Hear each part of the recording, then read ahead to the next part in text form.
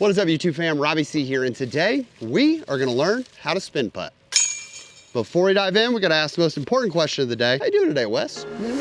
So catch me if I fall.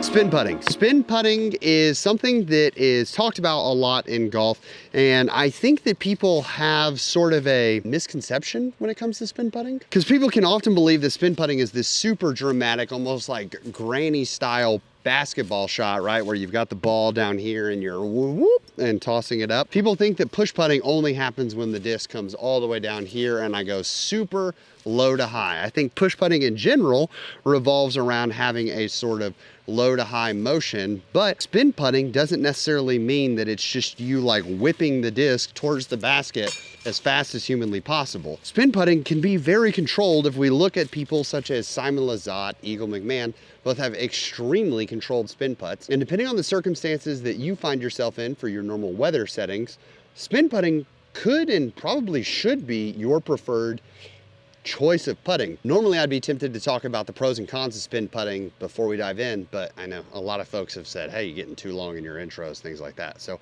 we're gonna dive straight into how to do it, and we're gonna close out with why you might choose spin putting versus push putting. So how do you grip a disc for spin putting? Honestly, how I grip the disc when it comes to my push putt and how I grip the disc to my spin putt are very similar. And I think for lots of people, the grip is where it's actually starting to mess people up. Now, something I talk about a lot in putting lessons that I do is I talk about the finished position. The finished position is where your fingers are at or where they're going to finish when you're done throwing the putt. So many people will grip a putter with their fingers fully locked out like this.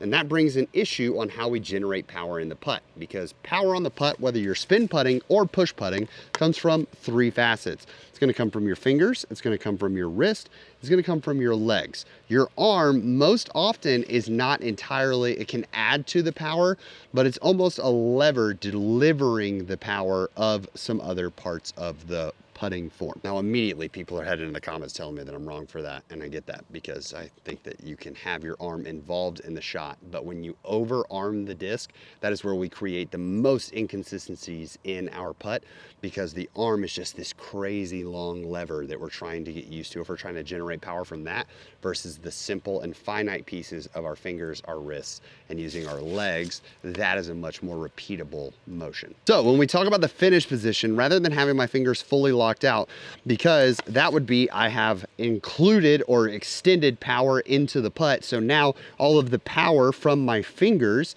is really locked out. I want to be able to have just the slightest bit of bend in my fingers so that I can from here explode my fingers. This is power transfer. This is finger pop. Just that little bit of extra effort. Now I have extremely large hands.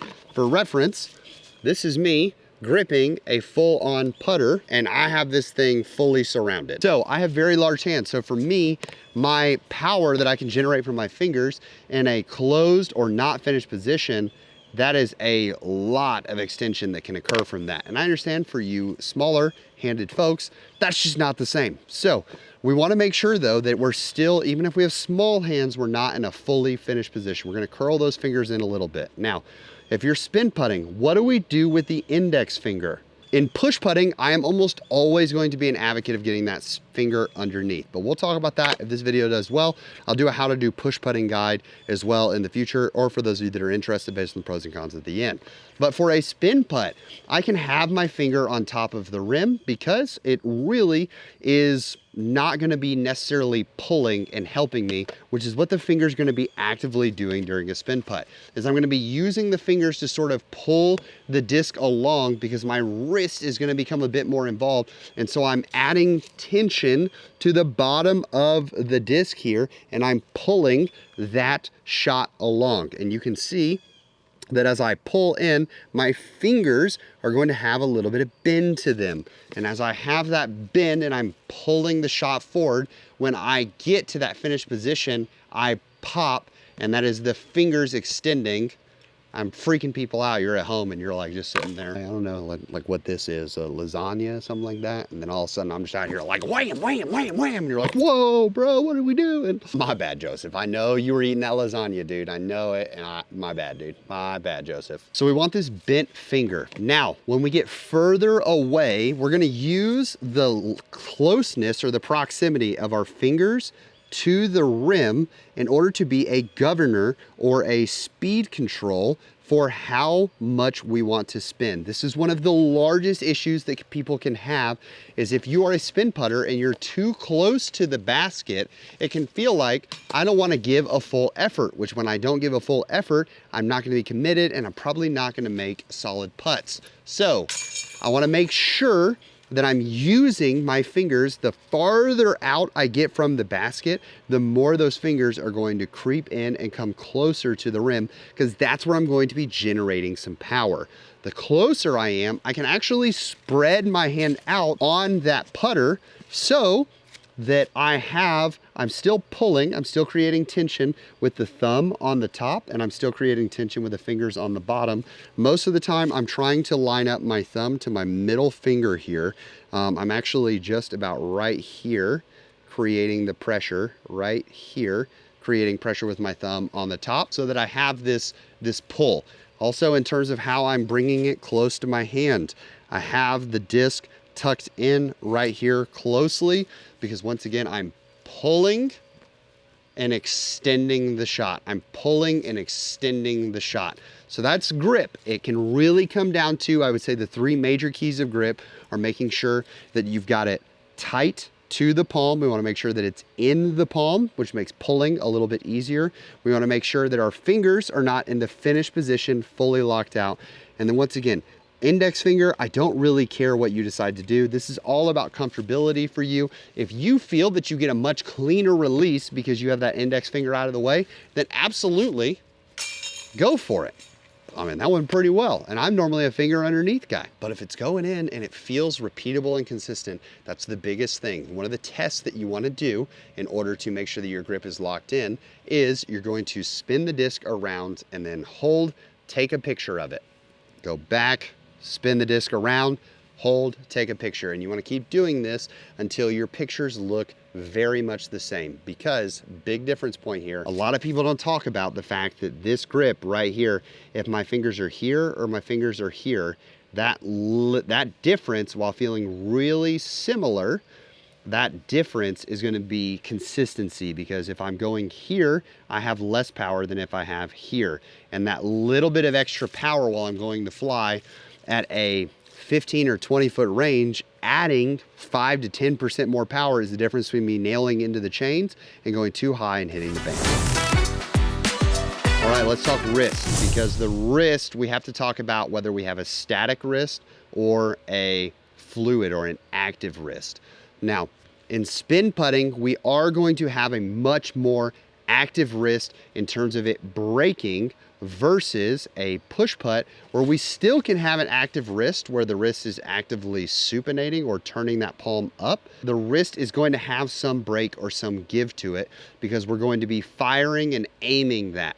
Now, the difference is on a push putt, we are supinating and we know where the stopping point is quite often. If you're not careful and you allow this wrist to become too loosey-goosey while you're spin putting, you're gonna have a follow-through finish to where we open up. And now I have allowed myself to open the shot, pulling it as a right-handed player more to the right, as opposed to let the wrist break and I pop forward consistently. You can see that I'm trying to stop the hand at that moment straight forward, as opposed to really trying to whip and figure eight this thing. This is where a ton of spin putters are going to mess up. They're going to use their wrist to figure eight the disc, which is where, as Mike Strauss would say, I'm bringing it in and I'm almost drawing this figure eight in. It's like an out in type deal. That's not what we're looking for here. We want to have so that it's breaking to a degree and then it finishes forward. That is all the wrist pop, the wrist power we should need. Now, if we end up super far away, let's say that I'm trying to putt all the way to that black basket over there, it's gonna be really tough, even if I take, you know, this Freddy Krueger wizard here that I have. If I just go on traditional spin putting vibes, and I'm gonna let the wrist curl in a little bit, and I'm gonna pop, I can get it to the basket, makes an easy layup, but it's not necessarily getting a chance. So I'm gonna be tempted to let it have much more that had a lot better chance, a lot better bid potential, because I get tempted, and this is much more of a throw. But you can see these attempts, while having the power, are all over the place. When we let this wrist get too loosey-goosey, it's gonna create a host of issues for us, as opposed to breaking the wrist and giving ourselves a much better chance. We can still generate power from not figure eighting the wrist over and over again. And I'm gonna show you up close how if you get used to this figure eight power, you're gonna lose the traction on popping the fingers and pulling with the fingers. You're gonna lose the ability to just generate power from other areas. And we don't need it for that consistency, I promise. All right, so let's look at a couple putting stations here. I'm about 10 feet away from the basket right here. And if I am really focused on using my wrist to sort of pop this, even if I have the governor on that I talked about with that super spread out fingers, it's really hard to sort of time this and slow this down, because if I slow it down to go soft, it doesn't fly as smoothly. But let's say that I decide, you know what, I'm going full Gannon Burr and I'm not gonna back off this putt at all, and I decide to give it a full power shot from here. You can see that it very aggressively goes off, and if I miss at all, because I'm coming with so much velocity, if I do not hit center, it's going to have the possibility of all these changes not really catching and it pushing out, or it could come in too hard, miss the change just slightly, come off the pole, and be sent right back in my direction, bringing misery and sadness. Now, if I back up from 10 feet and I go to 15 feet, because at 10 feet, hopefully these are gonna feel like tap-ins to you. But at 15 feet, this is now a putt that people are starting to sweat. These are the kind of putts that if you don't make these consistently during your round, you're probably kicking yourself and telling yourself that you're a bad putter. But obviously, if I give it this figure eight, I have the power to get there every single time. Power is not an issue when we're figure eighting the disc. But I promise you, if we give the wrist not figure eight motions, power is not going to be our issue. If you're having the power in your putt, it's going to be very difficult to create a consistent putt, which is what the best putters in the world have. When you watch Simon Lizotte, there's a reason, because he knows his stroke and he knows how to throw it so consistently that it's coming out of his hand and he's just like, yep, that's it, because he's practiced it thousands upon thousands of times in his yard, in his garage. And so he knows, hey, that's gonna be good. Now, I'll tell you, what's interesting about this video is I'm not a spin putter. I know the mechanics of it. I know how to do this putt, but it's not one that I'm walking up with extreme confidence in, because I haven't put in the time and the reps to create this complete layer of confidence underneath. And if you want to become a spin putter, you're going to need that confidence layered on top of it. Because when we get to the pros and cons of spin putting, there's so many amazing things. If I could go back and teach Robbie C of 2018, 2017, when I really started focusing on becoming a better putter, I probably would become a spin putter instead of a push putter. But my miss at the time pushed me to being a push putter. And y'all, when you start getting really good at this thing, spin putting is incredible. So let's go over this one more time. When you are doing the spin, remember, our fingers are actively pulling the shot. So we want to, when we're breaking our wrist, we want to think about breaking the wrist to push the knuckles and the back of the hand forward. I never want to be thinking about pushing my wrist to the target, because this is a super weak position. So now when I go to finish the shot, it's going to have to open so much. It's going to generate power, but we already have power being generated in pulling with the fingers, creating that tension with the fingers. And when I'm doing this, I'm thinking about pushing the knuckles to the back of the hand there. Once again, There's a difference between thinking about pushing the back of the hand there and then getting this bad, this good. I want to make sure that I'm pushing with probably the knuckles is the best cue. I'm pulling the fingers across, and then when I reach that tension point to where I'm feeling this in my forearm, I'm feeling that pressure, and it's like, oh, I want to unload the bowstring now. I pop the fingers, I send the hand, and that is where the push putt is thriving. Okay, now I'm backed up a little bit because I want to make sure that you have room to see the lower body. The lower body can be done in really one of two ways. The lower body, when you're first getting into spin putting, doesn't feel that important because there's a lot of power from the wrist. And realistically, by using the wrist and the pulling of the fingers, about 25 feet and in, the most engagement that we're gonna need from the lower body is a rock back onto the back foot and then pushing forward. This is going to help with commitment. For most people that struggle with committing on a spin putt, you want to make sure that you are committing by, boom, pushing into this front foot. So for most of the spin putt, the front foot is going to remain almost entirely flat. I'm not going to be up on the toe and like pushing forward like so. I'm going to be back flat-footed, and my back leg is going to be on the toes so that I can rock back and push forward. Rock back and push forward. This is a great exercise. You can stand up and do this in your living room, in your office, wherever you are. We're gonna rock back onto this back foot and we're gonna push in. I'm not trying to create a T. I'm not trying to go to like first position in ballet. I want it to be somewhat offset, but I don't want it to be all the way off to the side because that's gonna push my momentum off to the right. If I'm focused on the camera, my front foot is pointed towards you. If my foot is to here and I go to push, you can see that I can't even push directly towards you unless I isolate the arm on its own. But if I spin this back, once again, where it's not entirely behind, because that doesn't feel like a very powerful position, but just slightly offset, I can commit to the shot. Commit, and I can push my momentum forward. Another thing to pay attention here with the lower body is we don't want the head necessarily all the way over front because that's a really weak position. We want to be somewhat upright on a spin putt because we are here and we're firing the hand. We're letting almost this whip and kinetic chain come up the arm, and then it fires and it explodes out. The further you get away, the more you're gonna lean into this sort of rock back position, and it's gonna feel a lot more like a push putt type vibe. If you have longer spin putts, we're going to use that governor, bring the fingers closer to the rim, and we're gonna allow ourselves to sort of rock deeper back here. And at that point, the front foot is going to rock up. We're gonna get back on the heel and we're going to spin and we're gonna kick into that shot. So from this angle, I'm super close. I'm super inside the circle, so I don't need a ton of leg involvement.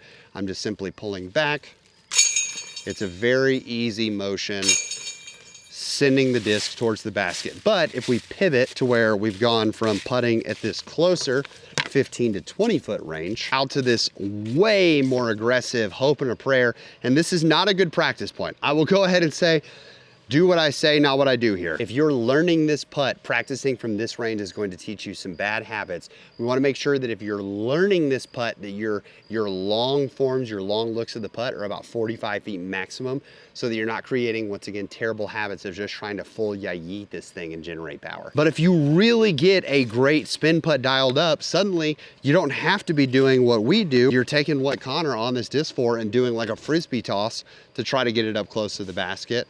You are able to, from this range, I can rock deeper into the throw. I'm popping that front foot up and I'm bringing it out, and boom, the layup becomes super easy. And these are all right next to the basket. When it comes to the arm, I think there are two sort of main mechanics that you can go with when it comes to your arm swing path. One of them is thinking about the belt loop line, which is where I'm going to think about creating a table from my belt loop out to the center of the basket. And as I am creating this slide, I'm going to set the disc on the belt buckle on that table that ramps up, and I'm going to slide the disc across that table. This is a very good mental cue to help folks to here, slide across. That helps you even visualize that pulling with the fingers as you're coming out. Slide across, out across the table. Now the other route is the Nerf football route that Strauss teaches, and one of my personal favorites that helped me really embrace this as fast as possible. And that is to let gravity be on my side. If I go with the belt route, and let's say I drop the putter a little bit, now I'm coming in a reverse waterfall where I'm coming up and over to create the spin. It's dropping to create more space so I can, quote, pull it back farther. And as I do this, I now have to have gravity on my side, and power is being wasted to get the disc high. So the Nerf football route is to imagine that I'm running with a Nerf football, but I'm going to use the putter and I'm going to stack it up like so in this Nerf football approach. So now as I go to pull, I'm using my fingers to pull the disc out, and I'm spinning and shooting it like so. If I find myself, I haven't spin putted in quite some time, I'm in a lie that requires me to spin putt, this is my easy, okay, I can commit and I can give a strong pop. It allows me to feel that bent wrist position from the beginning so that I can throw my fingers and knuckles to the basket and then pop and finish the fingers out like so. I have to make sure that I'm popping consistently.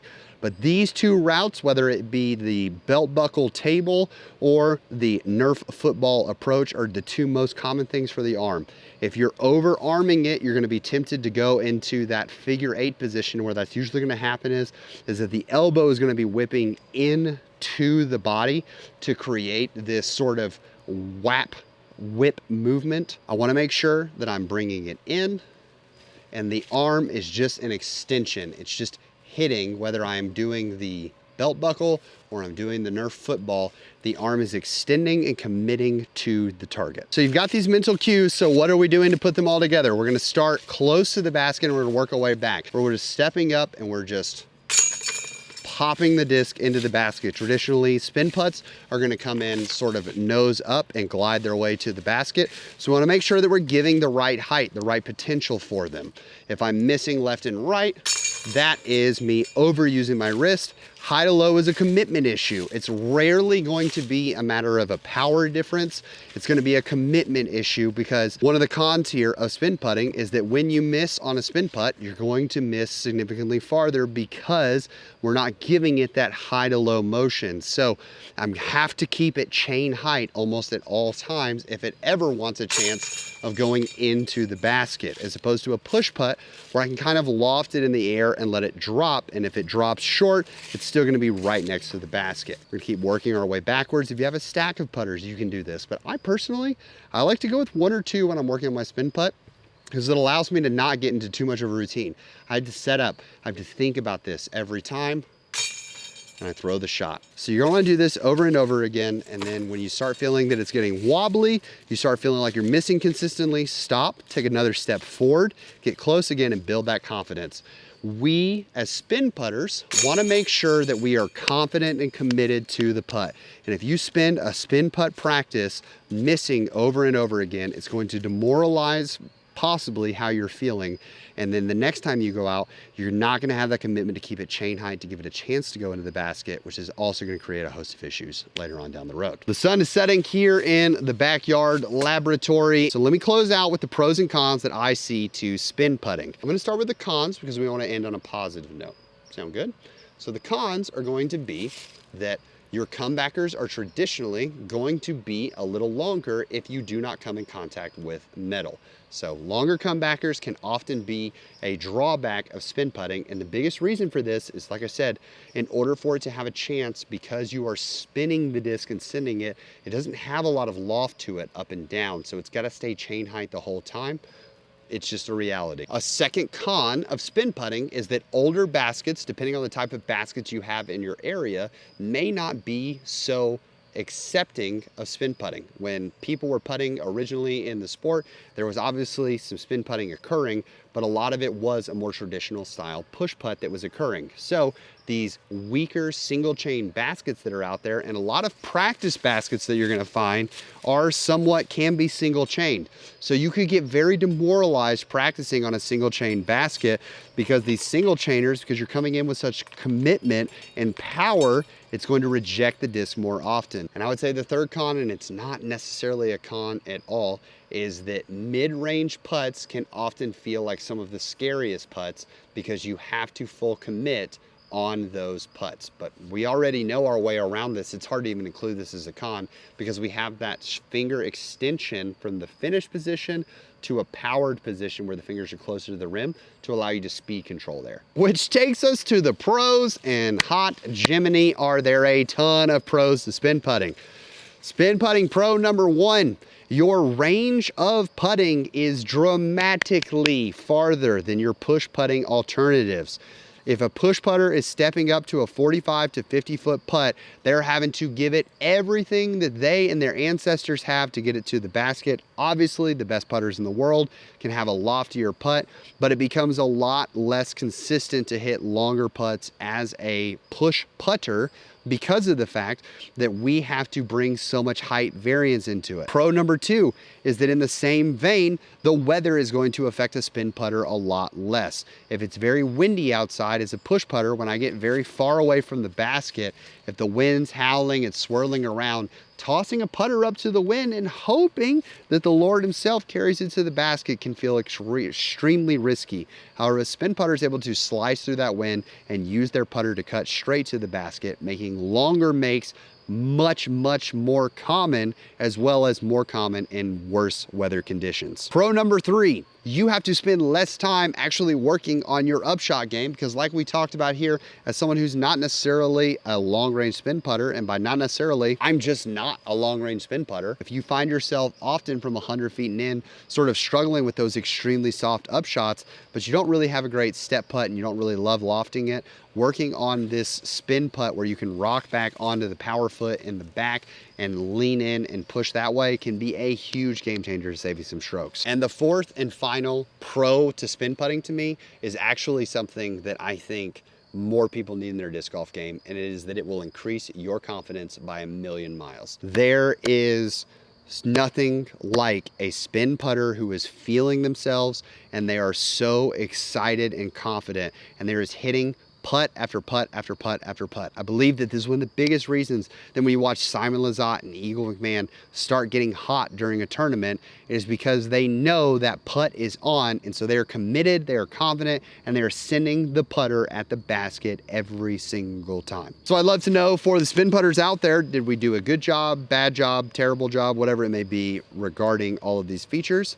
Please let me know in the comments down below. Is there anything that I didn't answer or questions you have about spin putting? Please let us know in the comments down below. I hope this video was helpful, and I hope that you find that confidence that you're looking for in your spin putting game and your putting game in general. As always, I want to say thank you so much for watching. I hope you have an amazing rest of your day. Please make it fantastic for someone else too. But for now, we're going to leave you with the birdie.